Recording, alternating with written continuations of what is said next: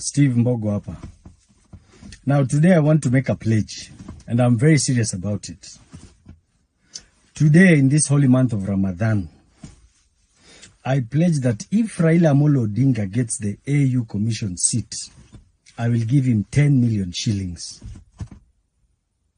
I repeat, I pledge that if Raila Odinga clinches that seat, I will give him 10 million shillings. I know it's small money to him, but not to many Kenyans.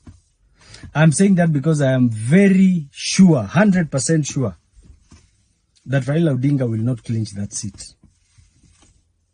You see, the biggest problem is that today, wajinga waliisha Kenya. And I'm saying this because of facts. Now, Baba Raila Odinga, the people around you, and the entire Kenya Kwanza brigade is lying to you. There's a wise man that said, when you see your enemies or your opponents rejoice or celebrate you, then you should understand that that is the beginning of the end of you. Now, when you go to facts, Baba, for you to clinch that seat, you need a minimum 2/3 of the total votes in Africa. Any person who's keen with African politics, you understand and you're fully aware that approximately 49 out of 54 African countries today are pro-Russia, pro-China.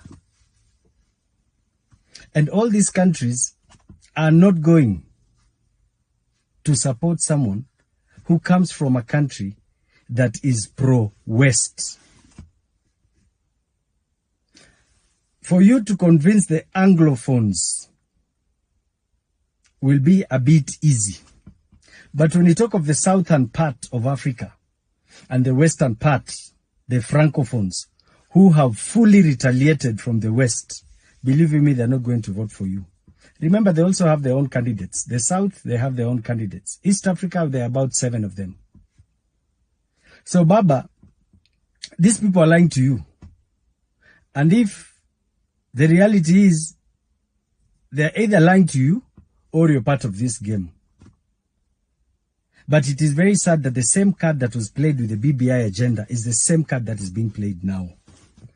Baba, these people will keep you busy for the next 1 year. You'll be busy campaigning. And when you lose next year, the same people will come and tell Kenyans, tulijaribu kusaidia mzee na ikashindikana. Let me tell you, by that time, the entire brigade of Azimio will be torn apart. As we all know today, the Azimio brigade has started fighting in itself. Just because of this issue. Your real soldiers, the people who've always fought for you, and I'm speaking as your son and you being my mentor and once my party leader. The entire BBI agenda is being repeated, but in a different script. They will waste your time. By the time they're done with you, you've lost ground, you've lost all your friends, you have to start afresh. By that time, you only have 1 or 2 years, we're back to elections.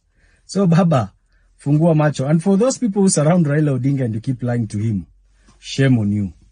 Otherwise, I have pledged, Baba akipata hiyo kiti, cash, tupewe account, ama tutaweka kwa M-Pesa yote 10 million.